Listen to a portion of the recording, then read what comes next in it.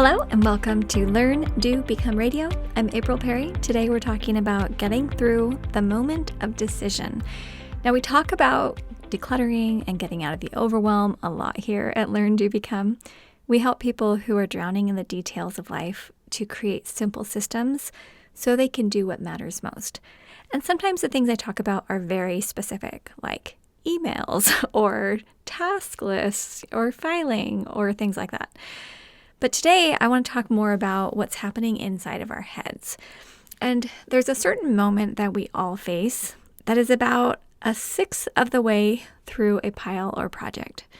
I call it the moment of decision, and it can be incredibly frustrating and painful, even to the point that we want to turn back and totally give up on the project. But when we learn what to do when we get there, it's amazing to see what happens. So I'm glad you're here with us today.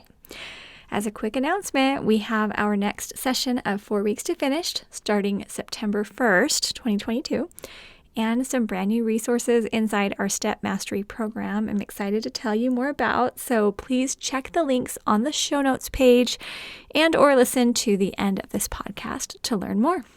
And throughout the month of August, we are publishing a whole series of short, helpful podcasts that you can listen to while you do a microburst of work. Microburst is like 10 to 15 minutes, something really solid like, oh, I'm going to spend 15 minutes on my closet, or I'm going to spend 10 minutes cleaning up the front room, or something like that. So hopefully, as you do that work, you can turn on Learn, Do, Become Radio. There already are several podcasts ready for you from the month of August, and we can be your friend and companion and coach and support while you do this important work that creates an awesome organized foundation for your life. Okay, so what is this moment of decision we're talking about today? Let's say you decide you want to clear out the top drawer of your filing cabinet, and you put this on your current projects list for the month, and you already bought some extra file folders, and you have a vision of what you're going to create, and you dive in for a 10-minute microburst to get to work. The initial enthusiasm for the job will get you off to a good start, especially when you couple that with the great feelings you're having as you think, look at me go! I'm doing this hard project that I've been procrastinating for months. I can do hard things. I'm a champion. But then usually about a sixth of the way in, and it's just an approximate, I know it's usually near the beginning, but nowhere close to the middle, you remember why you've been putting that project off. With this filing cabinet example, perhaps you come across a bunch of files that elicit emotions of shame or dread. Maybe you find something that is way overdue and it needed your attention a long, long time ago. Maybe you find something that reminds you that you never moved forward on things that were important to you. Maybe you discover that you've been shoving a bunch of papers into the wrong places and you have more to clean up than you previously thought. Maybe you came across something that belongs to someone else, and all of a sudden you feel resentment for that person and everything that happened between the two of you. This kind of thing happened when I started cleaning our garage years ago. I knew it was messy, but when I started pulling things out, I saw all the garbage, some dead mice, things I forgot to return to the store, piles I'd made in spite of Eric's suggestions to set things up differently, a bunch of things I'd intended to fix but never did, and it went on to the point I wanted to just forget the whole thing and go take a nap.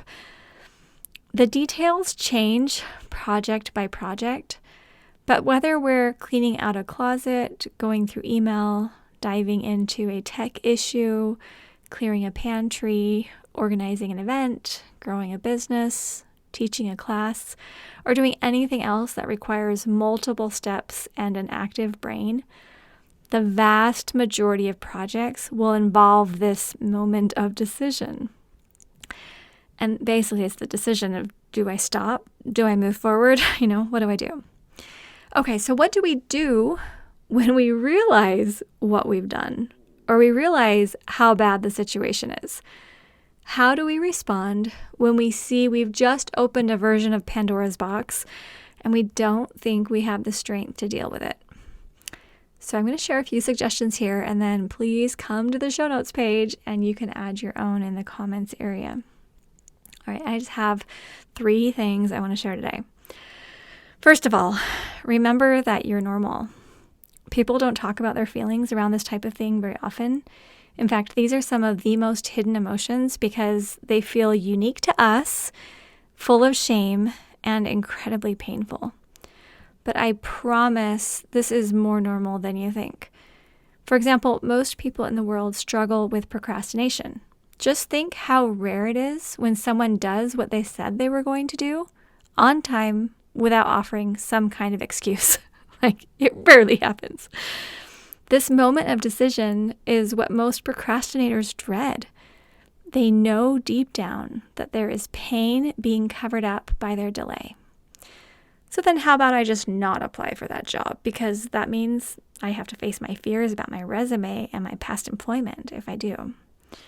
Or let's not actually plan that vacation because then I need to look at my finances. And maybe let's just not deal with that cabinet under the kitchen because then I need to relive all those times I just shoved something random under there. And part of the power of Learn, Do, Become is being part of a community who gets you. There's nothing wrong with you. You just don't want to feel that shame and dread. And that makes sense. So deep breath. All right, number 2. Identify the distortions in your self-talk. Dr. David Burns is the author of Feeling Good, When Panic Attacks. His latest book is called Feeling Great. He's written many others. He's really amazing. I've read all his books and listened to all his podcast episodes. And in his books, he talks about all of the most common distortions that cause depression and anxiety. So it's things like all or nothing thinking. An example is, I have failed at life because I am not organized. It's actually not true. You're not like either a winner at life or a failure at life. This all or nothing thinking isn't healthy and it's not accurate. Another one is mind reading. People probably think I'm incompetent because my house is messy. Well, a lot of times we're trying to guess what other people think. Oh, people are probably thinking this. They're probably thinking that. But a lot of times people aren't really thinking about us at all. Or maybe their thoughts are a lot kinder than we think. Or even if they are thinking mean thoughts, why does that matter to us? You know? And there's some other distortions are like labeling and self-blame. An example of this is, I am such a loser, so label, right? And it's my fault that all of this has turned out so poorly. Well, first of all, labeling never really works because you really can't call ourselves like, I am a bad person. I am a loser. Again, it's kind of an all or nothing type of thing. And then usually when we say something like, oh, it's all my fault, there's usually a lot of different factors at play here. Maybe several people contributed to this mess. Maybe we made a decision because at the time that was the healthiest thing for us to do, or that just made the most sense to us because of what else was on our plate. So there's always a way to look at these negative thoughts that we have that helps us to be able to see what's accurate. And it's not telling ourselves, hey, I'm the greatest and I have no mess, because, that's not necessarily true either. But it's super healthy to learn how to dissect our thoughts and then figure out how we're distorting the truth. This is something that has been a huge help to me because I thought I was just stuck, feeling anxious and afraid. And if you want to change as well, go check out Dr. Burns' books. They're so good. Okay. We even have an episode with him here on Learn, Do, Become Radio, but it's fantastic.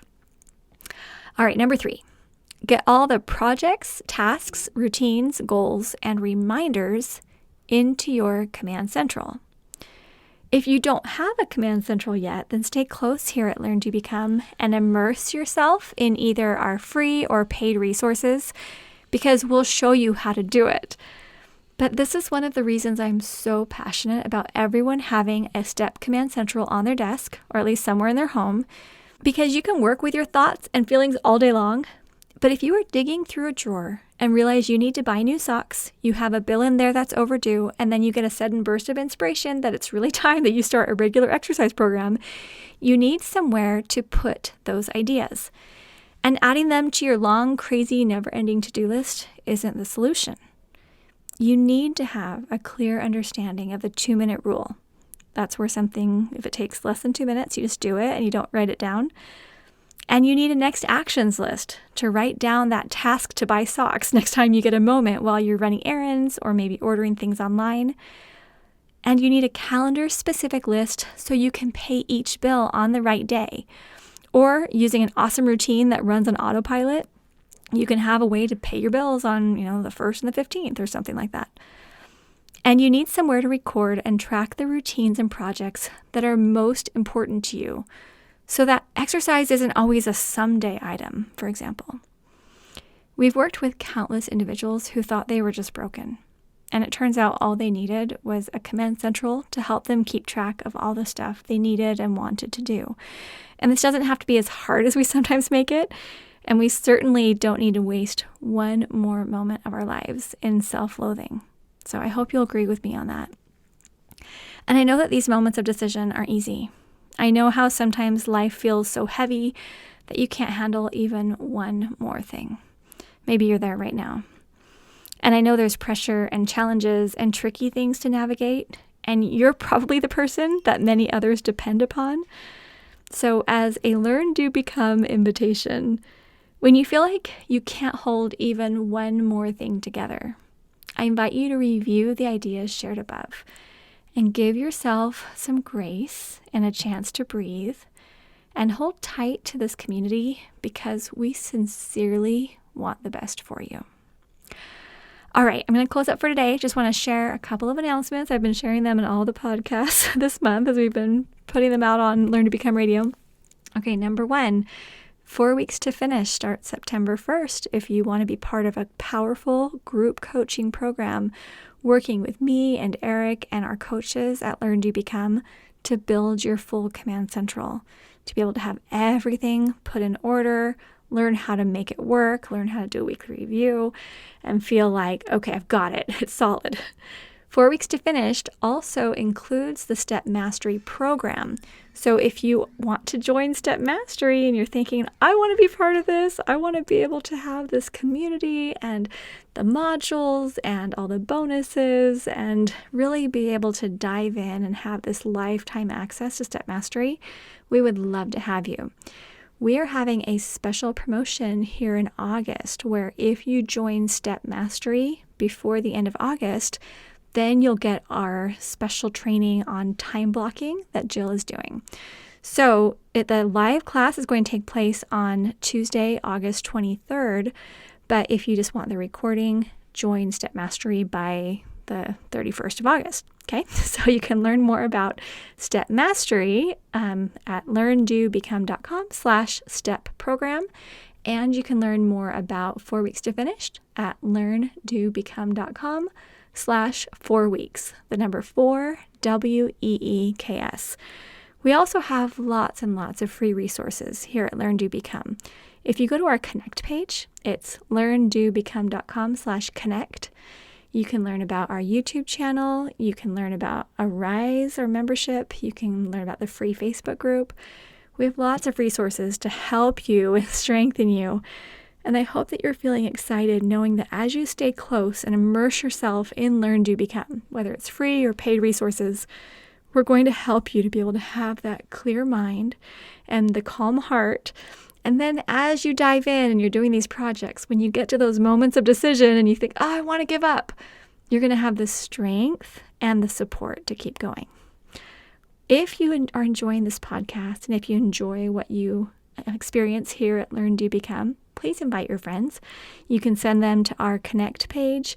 You can just send them to our homepage. They can check it out. But we really appreciate you helping spread the word, helping us to be able to grow this incredible community of like-minded people who are here to support, encourage, help one another to be able to create simple systems so we can do what matters most. Okay, have an amazing day. See you soon at learndobecome.com.